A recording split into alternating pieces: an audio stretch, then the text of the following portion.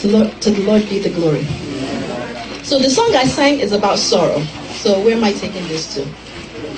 Sorrow, sorrows, and more sorrows. They come in many different ways, in different forms. Some are big, some are small. Some last for a while, and I mean a while, and some for a little while. This sorrow is not the kind I'm talking about whereby you use your, what's that thing on our phone? Emoji icon to send to somebody and say, I'm sad, I'm upset. I'm not talking about that kind of sorrow. I'm talking about the real punk, hardcore one.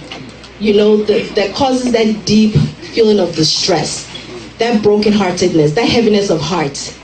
The one that makes you lose your appetite, keeps you up at wake, weeping. That kind of sorrow is what I'm referring to today. And we all experience it. As Christian, Greek, Jews, white, black, small, tall, short, we all experience it. But the question is, what is that situation in your life that's causing you to be sorrowful? Is it a loss of a job, a loved one, your finances, spouselessness, your marriage gone sour? Is it your health getting worse day by day? Or even your children getting out of control? What is it? Really, what is it? And my answer is that it doesn't even matter. I know it seems senseless, crazy, irrational for me to stand here today and tell you your sorrows are not worth it. It should not bother you.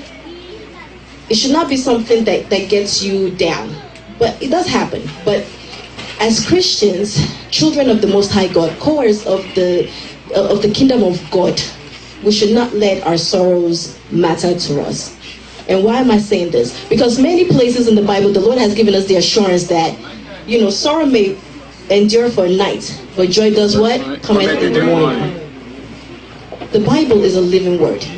Whatever situation we're going through, it continues to feed us and strengthen us and quicken our spirit.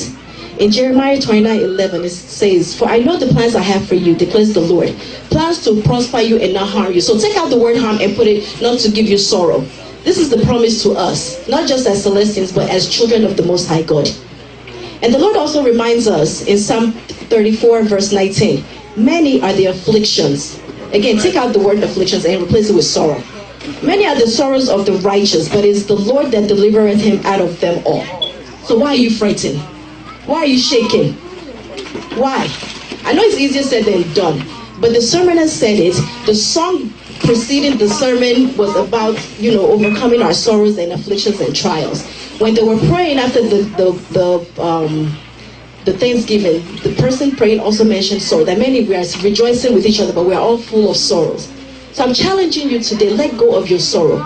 Let your glory, your sorrow allow you to glorify God.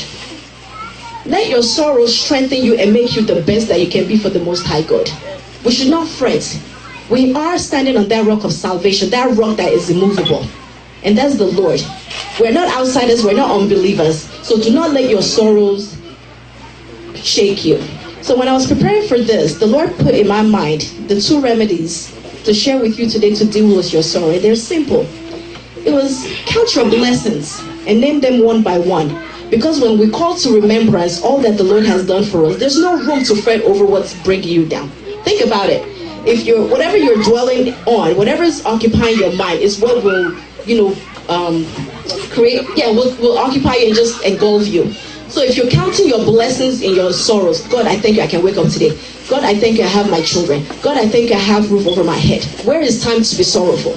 Really? So that's one thing the Lord placed in my heart to share with you. In your afflictions, in your sorrow, just bring to remembrance what the Lord has done for you. And there will be no room for the enemy to occupy your mind with what you're afflicted with.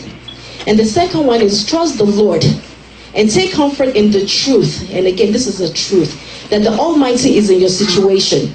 He knows about it. As a matter of fact, just like Job, again, like the sermonist said, just like Job, you know, the Lord was in this situation. He actually gave the devil, the enemy, the permission to afflict him. The same applies to us. The devil cannot afflict you or cause you any kind of sorrow unless the Lord permits him. So in essence, give glory to God, because whatever you're going through, the sorrows is for the glory of God. So remember this one thing as I leave. God makes everything beautiful in its time. May the Lord be praised.